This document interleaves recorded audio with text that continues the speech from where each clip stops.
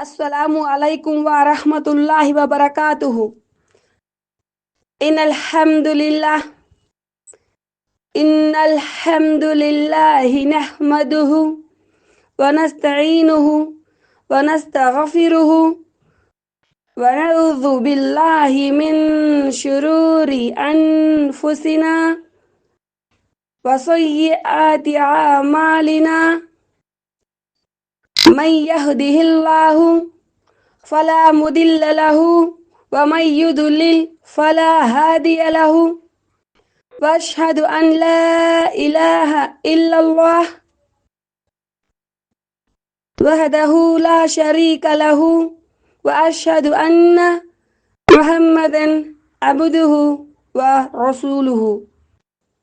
बहन आयत पढ़ो. أعوذ بالله من الشيطان الرجيم. بسم الله الرحمن الرحيم.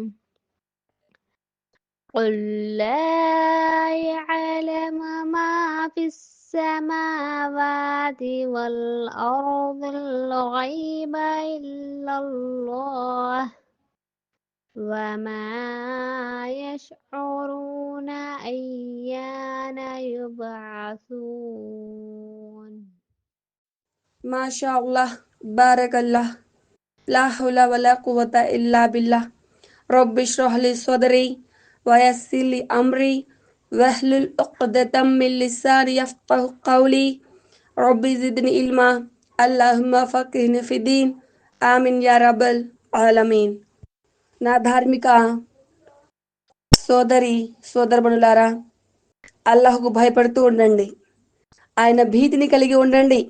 ఆయనకు విధేయత చూపండి, అవిధేయతకు పాల్పడకండి. గుర్తుంచుకోండి, టుడే క్లాస్ ఇస్లాం నుంచే బహిష్కరించే 7వ విషయం కహానా, జ్యోతిష్యం. అయితే తౌహీద్లో భాగమైన ఒక విషయం ఏమిటంటే నామాలలో గుణగణాలలో అల్లాహ్ను ఏకంగా భావించడం. అందులో అగోచర జ్ఞానం అనేది అల్లాహ్ యొక్క ప్రత్యేకమైన గుణం. అది అల్లాహ్కు అంకితం. ఇవి నేను చెప్పే మాటలు కాదు. ఈ అగోచర జ్ఞానం అనేది అల్లాహ్ యొక్క ప్రత్యేక గుణం. అది అల్లాహ్కు అంకితమని ఖురాన్ మరియు హదీస్ల ద్వారా పెద్ద పెద్ద ఉలమాలు కూడా అందరూ ఏకీభవించి ఇచ్చిన స్పష్టమైన విషయం అన్నమాట. అయితే అల్లాహ్ సుబ్హానహు వ తఆలా ఈ విధంగా తెలియజేస్తున్నారు, అల్లాహ్కు తప్ప ఆకాశాలలోనూ భూమిలోనూ ఉన్న వారెవరికి అగోచర జ్ఞానం లేదు. తాము ఎప్పుడు తిరిగి లేపబడతామో కూడా వారికి తెలియదు. ఓ ప్రవక్త సల్లల్లాహు అలైహి వసల్లం వారికి చెప్పు. కొంతమంది ప్రవక్త గారికి గైరిల్ము ఉందని చెప్పేసి భావిస్తూ ఉంటారు. అయితే ఒక హదీస్ మీ ముందు పెడుతున్నాను. ఇబ్ను మాజా, అల్లమా అల్బానీ రహిమహుల్లాహ్ వారు దీనిని ప్రామాణికంగా ఖరారు చేశారు. ఏమని ఖరారు చేశారు అంటే, ఓ హదీస్లో ఖాలిద్ బిన్ జక్వాన్ వారు రబి బిన్తే ముఆవిజ్తో ఉల్లేఖిస్తున్నారు. దైవ ప్రవక్త సల్లల్లాహు అలైహి వసల్లం ఒక బాలికను ఈ విధంగా గీతం పాడుతుండగా విన్నారు. అంటే మన ప్రవక్త గారు ఒక బాలిక గీతం పాడుతుంటే విన్నారనమాట. మా ప్రవక్తకు రేపు జరిగే విషయాలు కూడా తెలుసు అన్నట్లుగా ఆ బాలిక ఒక గీతం పాడుతుంది. దానికి ప్రవక్త సల్లల్లాహు అలైహి వసల్లం ఆ విషయాన్ని విడిచి మిగతాది పాడు అని చెప్పేసి ఆ బాలికకు చెప్పడం జరిగిందనమాట. అంటే రేపు ఏం జరగనున్నది అనేది కేవలం అల్లాహ్కు తప్ప మరెవరికి తెలియదు అని ఇక్కడ ఒక విషయం అనేది మనకు స్పష్టమవుతుందన్నమాట. ఇబ్న్ ఉమర్ వారి ఉల్లేఖనం, ప్రవక్త సల్లల్లాహు అలైహి వసల్లం వారు ఇలా అన్నారు, అగోచర జ్ఞానం ఖజానాకు 5 తాళం చెవులున్నాయి. దాని జ్ఞానం అల్లాహ్కు తప్ప మరి ఎవరికీ లేదు. అందులో ఒకటి, రేపు ఏం జరగనున్నదో అల్లాహ్కు తప్ప మరి ఎవరికీ తెలియదు. పాయింట్ నెంబర్ 2, మాతృగర్భాలలో ఏముందో అల్లాహ్కు తప్ప మరెవరికీ తెలియదు. పాయింట్ నెంబర్ 3, వర్షం ఎప్పుడు కురుస్తుందో అల్లాహ్కు తప్ప మరెవరికి తెలియదు. పాయింట్ నెంబర్ 4, ఎవరు ఏ గడ్డపై మరణిస్తారో అల్లాహ్కు తప్ప మరి ఎవరికి తెలియదు. మరియు పాయింట్ నెంబర్ 5, ప్రళయం ఎప్పుడు సంభవిస్తుందో అల్లాహ్కు తప్ప మరెవరికి తెలియదు. ఇది సహీ బుఖారి. అంటే ఇక్కడ అర్థము మాతృగర్భంలో 9 మాసాల కన్నా తక్కువ లేదా 9 మాసాల కన్నా ఎక్కువ గర్భం నిలుస్తుందో ఈ జ్ఞానం అనేది అల్లాహ్కు మాత్రమే ఉంది. మనం చూస్తూనే ఉంటాం చుట్టుప్రక్కల అల్లా దయ వల్ల 9 మాసాలు లేదా 10 మాసాలు ఒక బిడ్డను మోసి కన్న తల్లులు ఉంటారు. మధ్యలో గర్భస్రావం అయ్యి అబార్షణలు జరిగే తల్లులు ఉంటారు. అలా అన్నమాట. అంటే ఆ ఇల్ము అనేది అల్లాహ్కు మాత్రమే తెలుస్తుంది. ఏ తల్లి తన బిడ్డను 9 మాసాలు మోస్తుందో 10 మాసాలు మోస్తుందో లేదా మధ్యలోనే ఆ యొక్క గర్భం ఆగిపోతుందో అదంతా కూడాను అల్లాహ్కు మాత్రమే తెలుసు. అయితే అల్లాహ్ యొక్క ఆజ్ఞ ఇలా ఉంది. స్త్రీ తన గర్భంలో ఏదైతే మోస్తుందో ఆ గర్భము తగ్గటము పెరగటం విషయంలో పూర్తి జ్ఞానం అనేది అల్లాహ్కు మాత్రమే ఉంది. అయితే తెలిసిన విషయం ఏమిటంటే అగోచర జ్ఞానం కేవలం అల్లాహ్కు మాత్రమే అంకితము. ఇది అల్లాహ్ యొక్క గుణము. ఇందులో ఎవరు కూడా ఆయనకి సాటి లేరు. వాళ్ళ అల్లాహ్ సమీపంలో ఉన్న అంటే ఎవరైతే వాళ్ళు అల్లాహ్ సమీపంలో ఉన్న దైవదూతలైనా కావచ్చు, పంపించబడ్డ ప్రవక్తలైనా కావచ్చు. కనుక ఎవరైతే తనకు అగోచర జ్ఞానం ఉందని ప్రకటిస్తాడో అతను అల్లాహ్కి ఉన్న గుణంలో ఒక ప్రత్యేకమైన గుణంలో అల్లాహ్ యొక్క దాసులను భాగస్వామ్యం చేసినట్లు అంటే పెద్ద షిర్కు చేసినట్లు అవుతుందన్నమాట. ఎవరైతే పలానా మనిషికి ఇల్ము ఉంది గైర్ ఇల్ము ఉంది అని చెప్పేసి భావిస్తాడో అతను అల్లాహ్కు సాటి కల్పించినట్లే, అల్లాహ్కు సరి సమానమైన అల్లాహ్కు ఎంత విలువైతే ఉంటుందో అంత విలువను కూడా అందులో భాగస్వామ్యం ఒక మనిషిని చేర్చినట్లే. అంటే దాసుని అల్లాహ్కు సమానం చేశాడు. మరి అది ఘోరమైన పాపం కదా. అంటే షిర్కే అక్బర్కి పాల్పడ్డాడు. అయితే ఇమాం అహ్లు సున్నా నుఐమ్ బిన్ హమ్మద్ అల్ ఖుజాయి వారు ఇలా అన్నారు. ఎవరైతే సృష్టికర్తను సృష్టి రాశులతో సమానం చేశాడో అతను అవిశ్వాసానికి అంటే కుఫ్రుకు పాల్పడినట్లు. అయితే మనము ఈరోజు దర్స్ ఏంటి? మన దర్సు జ్యోతిష్యం అంటే కాహిన్ మరియు అర్రాఫ్.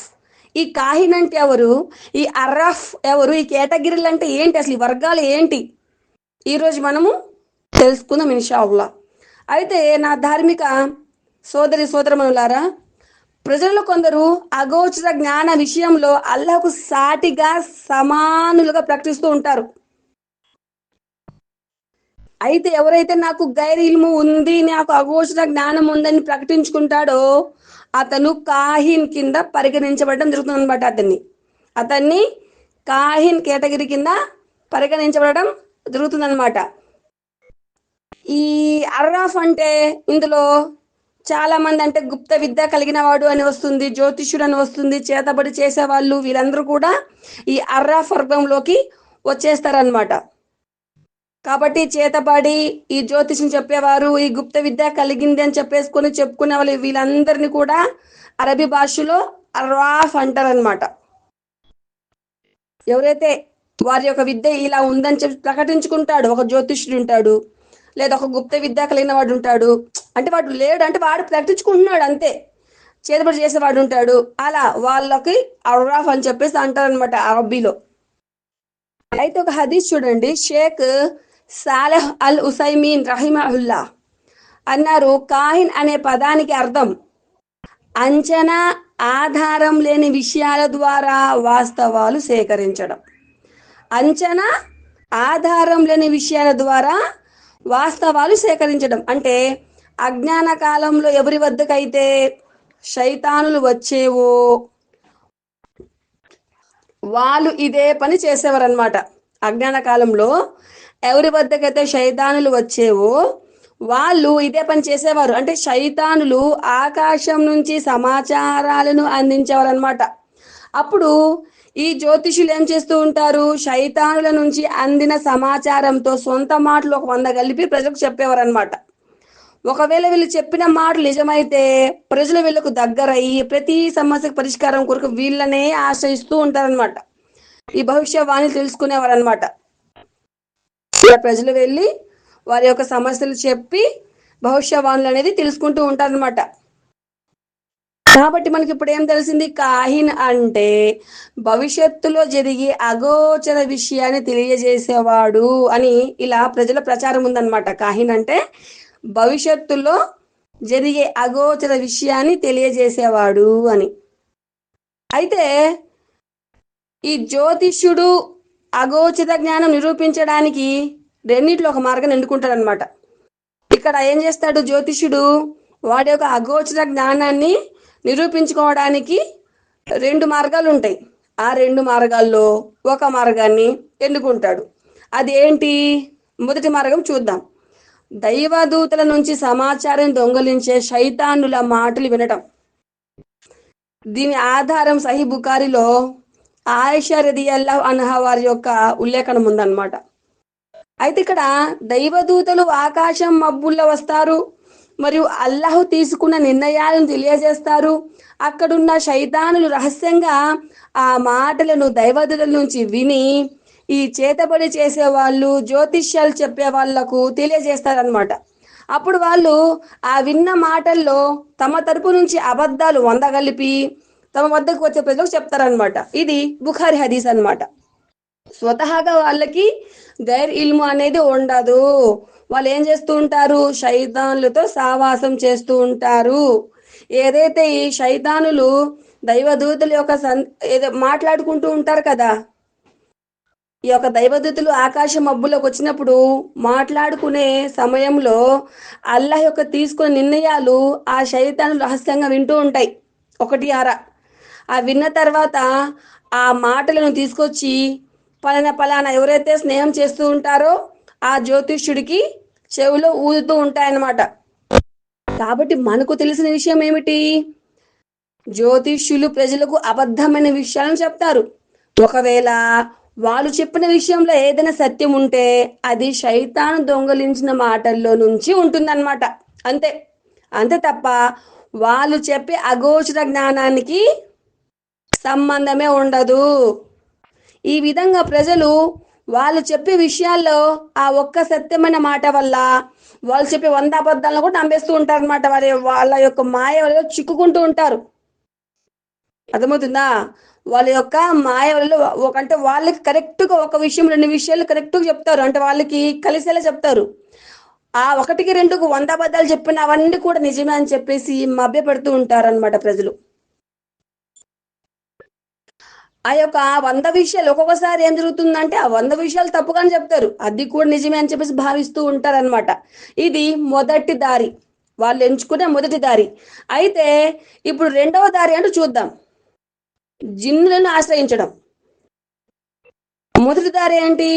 శైతానులు వార్తలను దొంగలించి వాళ్లకు వినిపిస్తే ఆ జ్యోతిష్యులు ఈ ప్రజలకు 100 అబద్ధాలు కలిపి చెప్తున్నారు.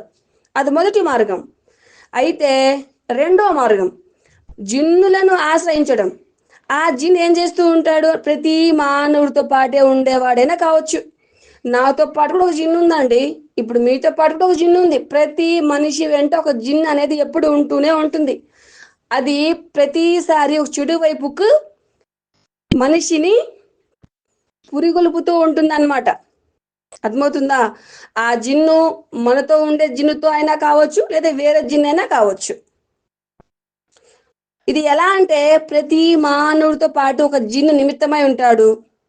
అతను ఆ మానవుడికి చెడు వైపునకు ఆహ్వానిస్తూ ఉంటాడు. అయితే ఒక హదీస్ ఇక్కడ వివరిస్తున్నాను, చూడండి, వినండి. ఆయిషా రదియల్లాహు అన్హా వారి ఉల్లేఖనంలో ఈ విధంగా ఉందన్నమాట. కొంతమంది ప్రవక్త సల్లల్లాహు అలైహి వసల్లం వారితో కాహిన్ మరియు జ్యోతిష్యుల గురించి ప్రశ్నించారనమాట. కొంతమంది వచ్చి ప్రవక్త గారి దగ్గరకు వచ్చి ఈ కాహిన్లు మరియు జ్యోతిష్యుల వారి విషయంలో ప్రశ్నిస్తే దానికి సమాధానంగా ప్రవక్త సల్లల్లాహు అలైహి వసల్లం వారు ఇలా అన్నారనమాట. అది పెద్ద విషయం కాదు, అది పెద్ద విషయమేమి కాదు, కొన్ని సందర్భాలు వాళ్ళు చెప్పే మాటలు నిజమవుతాయి కదా.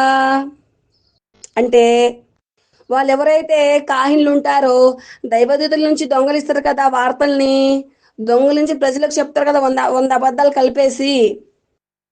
అప్పుడు ఈ జ్యోతిష్యులు ఈ కాహిన్ల చెవిలో ఒక కోడి కూత మాదిరిగా వచ్చి చెప్పేస్తా ఉంటారన్నమాట ఆ శైతాన్లు, జిన్నాతులు.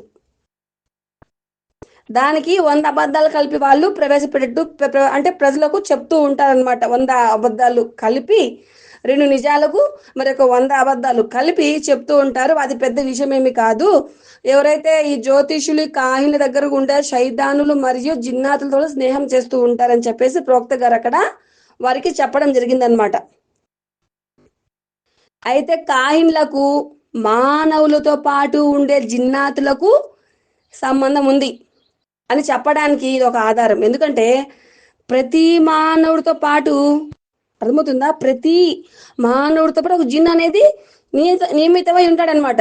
అతను మానవుడికి చెడు వైపుకు ఆహ్వానిస్తూ ఉంటాడు.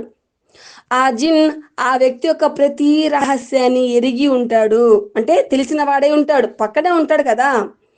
ఏదైతే ఇతర ప్రజలకు తెలియవో, ఉదాహరణకు ఒక వ్యక్తి యొక్క ఏదో ఒక వస్తువు తప్పిపోయింది, ఆ ఏమరపాటులో ఆ వ్యక్తి ఆ వస్తువును, ఒక బంగారం అనే విలువైన వస్తువును పోగొట్టుకున్నాడు. అది అతనికి తెలియదు ఏమరపాటులో. అది ఎవరికి తెలుసు? తనతో పాటుగా ఉండే జిన్నికి తెలుసు. ఆ జిన్ ఎవరు? ప్రతి మనిషితో పాటు ఉండే ఒక జిన్ అన్నమాట. ఇప్పుడు నాతో పాటు కూడా ఉంది, మీతో పాటు కూడా ఉందన్నమాట. అర్థమవుతుందా? అదేం చేస్తూ ఉంటుంది? అంటే ఈ మనిషి చేసే ప్రతి మంచి చెడు చూస్తూ ఉంటుంది కదా పక్కనే ఉండి. కాబట్టి ఈ మనిషి ఏదైతే కాహిన్ దగ్గరికి, అది విలువైన వస్తువు కదా, పోతాడనమాట, సంప్రదిస్తాడు ఈ మనిషి వెళ్ళి. అప్పుడు ఆ తప్పిపోయిన వస్తువు గురించి ప్రశ్నిస్తాడు ఈ మనిషి. అప్పుడు ఆ కాహిన్ ఏం చేస్తాడు? ఈ మనిషితో పాటే ఉండే జిన్ను ఉంటుంది కదా, ఆ జిన్నుతో మాట్లాడి ఆ వివరం అనేది కనుక్కుంటాడు అనమాట. అప్పుడు ఆ జిన్ ఆ కాహినికి ఆ వస్తువు ఏ ప్రదేశంలో ఎక్కడ పోయిందో తెలియజేస్తుంది అనమాట.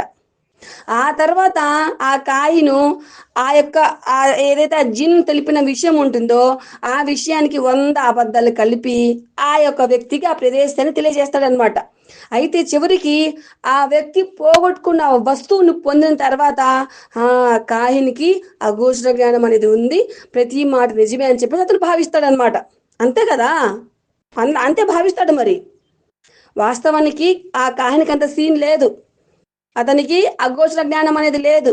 జిన్ను నుంచి విన్న విషయాన్ని అతను చెప్పాడు అంతే, మధ్యవర్తిగా జిన్కి ఆ మనిషికి మధ్య ఇతను నుండి చెప్పాడనమాట. అలా చాలా మంది ఉంటారనమాట. ఒక వ్యక్తి తన భార్యతో తన రహస్యాలు చెప్పుకుంటున్న విషయాలు, తర్వాత ఊరి పేర్లు, ఇంటి అడ్రస్లు, ఇలాంటివి చాలా చాలా, అవన్నీ కూడా ఆ మనిషికి ఆ జిన్నుకి అంత తెలుసు కదా, పక్క నుండి చూస్తూ ఉంటాడు కదా, మొత్తం ఆ జిన్ ఎరిగినదే ఉంటుందన్నమాట ఆ యొక్క మనిషి యొక్క ప్రతి పని కూడా. ఆ రకంగా రెండో మార్గం ఏమిటి? వాళ్ళు మనిషితో పాటు ఉండే జిన్నుతో స్నేహం చేసి అక్కడ నుంచి వాళ్ళు ఆ యొక్క మాటలు విని ఎవరైతే ఆ సహాయార్థం ఆ కాహిన్ దగ్గరికి వెళ్ళిన ప్రజలు ఉంటారో వాళ్ళకి చెప్పడం అన్నమాట. ఇది రెండో మార్గం. అంటే వాళ్ళు ఎంచుకునే 2 మార్గాలు కూడా, ఒకటి శైతాను, 2 జిన్ను. వాళ్ళకి స్వతహాగా అగోచర జ్ఞానం అనేది లేదు, ఇది మీరు గ్రహించాలి. అయితే ఇక్కడ కాహిన్ ఏ శైతాన్ని అయితే సంప్రదిస్తాడో అతను శైతాన్ నుంచి సేవలను తీసుకుంటూ ఉంటాడనమాట. దానికి బదులు ఆ కాహిన్ ఏం చేస్తూ ఉంటాడు? ఆ శైతానుని ఆరాధిస్తూ ఉంటాడు. శైతాన్ లక్ష్యం కూడా ఇదే కదా. శైతాన్ లక్ష్యం ఏమిటి? పూర్తి ఆదం సంతతిని మార్గభ్రష్టత్వానికి గురి చేయడం దాని లక్ష్యం అన్నమాట. ఇంకా ఇదే అతని పని. అప్పుడు ఇంకా ఇతని యొక్క వలలో ఈ జ్యోతిష్యులు, చేతబడి చేసేవాళ్ళు, ఈ కాహిన్లు అందరూ కూడా చిక్కుకుంటారనమాట. వీళ్ళందరూ కూడా, ఈ కాహిన్లు, జ్యోతిష్యులు, చేతబడి చేసేవాళ్ళు, వీళ్ళందరూ కూడా మానవుల్లో ఉన్న శైతానులైతే ఎవరైతే వీళ్ళు ఆరాధన చేస్తున్నారో అతను జిన్నుల వర్గం నుంచి చెందిన శైతాన్ అన్నమాట. ఈ శైతాన్లు అందరూ కలిసి మానవాళిని అపమార్గం పట్టిస్తున్నారు. కాబట్టి అల్లాహ్ సుబ్హానహు వ తఆలా మనందరినీ కూడా ఈ శైతానుల నుంచి కాపాడుగాక. ఆమీన్ యా రబ్బల్ ఆమీన్. అయితే దీని సందర్భంగా ఒక ఆయతి వినండి మీరు. సూరా 26వ సూర 221 నుండి 226 మధ్యలో. శైతానులు ఎవడిపైన దిగుతారో నేను మీకు తెలుపనా? ఓ ప్రజలారా, శైతానులు ఎవడి పైన దిగుతారో నేను మీకు తెలపనా? అబద్ధాల కోరులు, పాపాత్ములైన ప్రతి ఒక్కరిపై వారు దిగుతారు. వినని కొన్ని మాటలు చెవులో వేస్తారు. వారిలో అనేకులు అబద్ధాలు చెప్పేవారే. అయితే ఇక్కడ మరొక విషయం ఏమిటంటే నుజూమి. ఎప్పుడైనా విన్నారా నుజూమి? ఆ నుజూమి అనే వ్యక్తికి కూడా అగోచర జ్ఞానం కలిగి ఉన్నాడని అతను కూడా ప్రకటించుకుంటూ ఉంటాడు. అంటే నుజూమి అంటే నక్షత్రాలను చూసి భవిష్యత్తులో సంభవించే సంఘటనల జ్ఞానాన్ని సేకరించేవాడు అని అర్థం అన్నమాట. అంటే గాలి వీచే సమయము, వర్షం కురిసే సమయము, చలికాలము, వేసవికాలం మరియు ధరలు మారే జ్ఞానము. అంటే వాళ్ళు చెప్పే విషయం ఏమిటంటే ఆకాశంలో ఉన్న నక్షత్రాలు తిరిగే కలిసే సమయాల్లో దానిని చూసి వీళ్ళు ఈ విషయాలు తెలియజేస్తూ ఉంటారనమాట. దీనినే ఇల్మే తాసీర్ అంటారనమాట. ఇల్మే తాసీర్. వాళ్ళు నక్షత్రాలను చూసి వాళ్ళతో మాట్లాడేటప్పుడు శైతాన్ వాళ్ళకు చెప్పాలనుకున్న విషయాన్ని చిత్ర రూపం చూపిస్తాడనమాట. శైతాన్ వాళ్ళకు చెప్పాలనుకున్న విషయాన్ని చిత్ర రూపం చూపిస్తాడు. దాని ద్వారా వాళ్ళు ప్రజలకు ఈ విషయాన్ని చెప్తూ ఉంటారనమాట. ఇవన్నీ కూడా వ్యర్థమైన విషయాలే. ఈ ఇల్మే నుజుంలోని ప్రదర్శనలో ఇంకో భాగం ఏంటంటే జ్యోతిష్య శాస్త్రవేత్తలు. వీళ్ళు మానవ భవిష్యత్తులో సంభవించే విషయాలను తెలుసుకున్నారని మరియు దానిని వార్తల్లో మ్యాగజైన్స్ లో ప్రచారం చేస్తూ ఉంటారనమాట. వాళ్ళు చేసే వాదన ఏమిటంటే ఎవరైతే బిర్జ్ అక్రబ్ నక్షత్రం మెరిసే సమయం పుడతాడో జన్మించాడో అతని తలరాత మంచిది కాదని, మరి ఎవరైతే బిర్జ్ మిజాన్ నక్షత్రం మెరిసే సమయంలో జన్మిస్తాడో వాడు మంచి అదృష్టం కలవాడని భావించడం అన్నమాట. ఈ ఇల్మే నుజుం కూడా చేతబడి కిందకే పరిగణించబడడం. అంటే ఈ ఇల్మే నుజుం కూడా చేతబడి కిందకే పరిగణలోనికి వస్తుందన్నమాట. ఈ కేటగిరీ మొత్తము చేతబడి కిందకి వెళ్ళిపోతుంది అనమాట.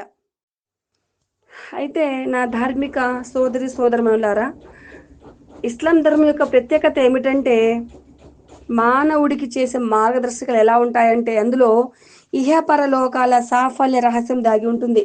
షిర్కు, బహుదైవారాధన, పాపాలు, మోసాలు, అబద్ధాలు నివారిస్తుంది. అందుకే ఇస్లాం శైతాను చేష్టలను మార్గాలను ముందు నుంచి అరికట్టింది. కనుక కాహిన్ల వద్దకు వెళ్ళటాన్ని నిషేధించింది మరియు జ్యోతిషులు చెప్పే వాళ్ళ వద్దకు వెళ్ళే వాళ్ళ విషయంలో కఠినంగా చర్యలు తీసుకోవడం జరిగింది. ఈ కాహిన్ల వద్దకు ప్రశ్నించడానికి వెళ్ళినా సరే ఇమాం ముస్లిం వారు ప్రవక్త గారి సతీమణి సఫియా రదియల్లాహు అన్హా వారితో ఉల్లేఖించారు. దైవ ప్రవక్త సల్లల్లాహు అలైహి వసల్లం వారు ఇలా అన్నారు: ఏ వ్యక్తి అయితే అగోచర విషయాలను చెప్పేవాడి అంటే జ్యోతిష్యుడి వద్దకు వెళ్ళి అతన్ని ఏ విషయంలో నేను ప్రశ్నించినా లేదా అతను చెప్పిన మాటలు నమ్మినా 40 రోజుల వరకు అతను చేసిన నమాజులు స్వీకరించబడవు, అంటే ఆమోదకరమైనవి కావు, ఆమోదించబడవు అని చెప్పేసి. ఈ హదీసు సహీ ముస్లిం అన్నమాట. ఏ వ్యక్తి అయితే జ్యోతిషుల వద్దలకు కాహిన్ వద్ద వెళ్ళి అతను ఏదైనా విషయాన్ని ప్రశ్నిస్తే ఇక్కడ ఏం చెప్తున్నారు? 40 రోజులు ఒక నమాజు స్వీకరించబడదు అని చెప్పేసి ఈ హదీస్ ద్వారా స్పష్టమవుతుంది అనమాట. అయితే ఒక హదీస్ గ్రహించండి. హజరత్ అబూ హురైరా రదియల్లాహు అన్హు వారి ఉల్లేఖనం ప్రకారం దైవ ప్రవక్త సల్లల్లాహు అలైహి వసల్లం వారు ఇలా అన్నారు: ఏ వ్యక్తి అయితే కాహిని వద్దకు వెళ్ళి అతను చెప్పిన సమాచారాన్ని సత్యమని విశ్వసిస్తే అతను ప్రవక్తపై అవతరించబడ్డ ధర్మాన్ని తిరస్కరించినట్లే. ఇది మస్నద్ అహ్మద్ అన్నమాట హదీస్. అయితే మరొక హదీస్ కూడా మీరు వినండి.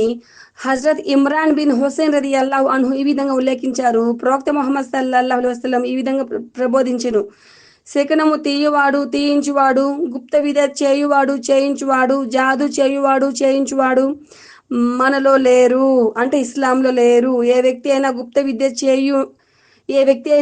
విద్య చేయు వాని వద్దకు వెళ్ళి అతడు చెప్పిన ఆ మాటలను ధృవీకరించిన అతడు మతము నిరాకరించిన వాడవుతాడు అని చెప్పేసి ఈ హదీస్ లో తెలుపుతుంది అనమాట. కాబట్టి కహానత్ అనేది నిషేధము, ఈ కాయిన్ల వద్దకు వెళ్ళడం అనేది అవిశ్వాసము. ఈ కహానత్ లో మరో విషయం ఏమిటంటే రాళ్లతో కొట్టడం కూడా ఒక భాగమే. ఇది ఎలా అంటే ఎవరైనా వ్యక్తి వచ్చి ఏదో ఒక సంఘటన గురించి ప్రశ్నిస్తే ఈ జ్యోతిష్యుడితో వద్ద ఉన్న చిన్న చిన్న కంకరాలను తీసి ఆ రాళ్లపై కొట్టి దాని ద్వారా వ్యక్తికి అడిగిన సమస్యకు సమాధానం చెప్తాడనమాట. ఆ వ్యక్తి ఏదైతే సమస్య అడిగాడో దానికి పరిష్కారం చెప్తూ ఉంటాడనమాట. అది ఒక భాగం, అంటే రాళ్లతో కొట్టేది ఒక భాగం కహానత్లో. ఇంకొకటి కప్పు, అంటే ఫిమ్జాన్ అన్నమాట. ఫిమ్జాన్ చదవడం అన్నమాట. ఇది ఎలా అంటే వ్యక్తి కప్పులో కాఫీ తాగిన తర్వాత మిగిలిన దానిపై ఆ మాంత్రికుడు తన దృష్టిని కేంద్రీకరిస్తాడనమాట. దాని చుట్టుప్రక్కల కొన్ని గీతలు గీసి దాని ద్వారా అగోచర జ్ఞానం కలిగిందని వచ్చిన వాళ్ళకు వారి యొక్క సమస్యకు పరిష్కారం చెప్తూ ఉంటాడనమాట. ఇది ఫిమ్జాన్ జ్యోతిష్యం అనమాట. ఫిమ్జాన్ దీంట్లో రకాలన్నమాట. ఇందులో చాలా రకాలు ఉన్నాయి. ఆ తర్వాత కహానతులో మరొక భాగం ఏంటంటే చేతి రేఖలను చదివి చెప్పడం అనమాట. చేతి రేఖలను చదివి ఆ జ్యోతిష్యం అనేది చెప్పడం. అంటే మనం చూస్తూ ఉంటాం కదా, సోది చెబుతామమ్మా సోది చెబుతాము, ఉన్నది ఉన్నట్టు చెబుతాము, లేనిది లేనట్టు చెబుతాము, చేతి రేఖలను చూసి చెప్తాము, రూపు రేఖలను చూసి చెప్తామని చెప్పేసి వస్తూ ఉంటారు తమ్ముడు తీసుకొని. అర్థమవుతుందా? పల్లెటూరులో చాలా ఎక్కువగా ఉంటాయి ఇలాంటివి. చాలా చాలా చాలా ఎక్కువగా ఉంటాయి. ఆ రకంగా చేతి రేఖలను చూసి చెప్పడము, అడ్డంగా నిలువుగా కలిసి ఉన్న రేఖలను చూసి ప్రజలకు ఏవో అబద్ధాలు చెప్పి మభ్యపెట్టడము. తర్వాత కహానత్లో ఇంకొకటి అయాఫా అనమాట. అంటే పక్షుల ద్వారా శిఖరం తీయడం అనమాట. పక్షుల ద్వారా ఈ పద్ధతి ఎలా ఉంటుందా అంటే పక్షులను గాలిలో వదిలి అవి ఒకవేళ కుడివైపు ఎగిరితే మంచి శకునం, లేదా ఎడమవైపు ఎగిరితే చెడు శకునంగా వాళ్ళు తీస్తూ ఉంటారనమాట. ఖచ్చితంగా అయాఫా కూడా అర్థమైన పద్ధతే. ఎందుకంటే పక్షులు కూడా అల్లాహ్ యొక్క సృష్టితాలు. వాటిలో మేలు కానీ చెడు కానీ చేసే శక్తి వాటికి ఉండవు. కాబట్టి అల్లాహుయే వాళ్ళ పోషకుడు, పాలకుడు. అల్లాహ్ సుబ్హానహు వ తఆలా ఈ విధంగా తెలియజేస్తున్నారు, శూన్య ఆకాశంలో ఆజ్ఞాబద్ధులై ఉన్న పక్షులను వారు చూడలేదా? అల్లాహ్ తప్ప వాటిని ఆ స్థితిలో నిలిపి ఉంచేవారు ఎవరూ లేరు. నిశ్చయంగా విశ్వసించే వారి కోసం ఇందులో గొప్ప సూచనలు ఉన్నాయి. సూరా అన్-నహ్ల్ 79వ ఆయత్. ఈ రకంగా చాలా చాలా విషయాలు ఉన్నాయి. ఇంకా చెప్పుకుంటూ పోతే ఇంకా 10 నిమిషాల క్లాస్ కూడా అవుతుంది. కాబట్టి అల్లాహ్ సుబ్హానహు వ తఆలా చిన్న దువా చేసేసుకొని మనం క్లాస్ను ముగించేద్దాం ఇన్షాల్లా. అల్లాహ్ సుబ్హానహు వ తఆలా మనందరికీ ఖురాన్ యొక్క శుభాలతో ఆశీర్వాదాలతో దీవించుగాక. ఆమీన్ యా రబ్బల్ ఆలమీన్. అల్లాహ్ మనందరి వివేకంతో హితోపదేశంతో కూడిన ఆయతుల ప్రకారం ఆచరించే భాగ్యాన్ని ప్రసాదించుగాక. నేను మనందరి కోసం కూడా అల్లాహ్ సుబ్హానహు వ తఆలాతో క్షమాపణ వేడుకుంటున్నాను. అల్లాహ్ మనందరిని కూడా క్షమించుగాక. ఆమీన్ యా రబ్బుల్ ఆలమీన్. అల్లాహ్ సుబ్హానహు వ తఆలా క్షమించేవాడు, దయగలవాడు. ఇంతటితో కూడా నా యొక్క ప్రసంగాన్ని ముగిస్తున్నాను. అల్లాహుమ్మా సల్లి అలా ముహమ్మదిన్ వ అలా ఆలి ముహమ్మదిన్ కమా సల్లైత అలా ఇబ్రాహీమ వ అలా ఆలి ఇబ్రాహీమ ఇన్నక హమీదుమ్ మజీద్. అల్లాహుమ్మా బారిక్ అలా ముహమ్మదిన్ వ అలా ఆలి ముహమ్మదిన్ కమా బారక్త అలా ఇబ్రాహీమ وعلى آل إبراهيم إنك حميد مجيد. سبحان الله وبحمده سبحانك اللهم وبحمدك أشهد أن لا إله إلا أنت أستغفرك وأتوب إليك. السلام عليكم ورحمة الله وبركاته.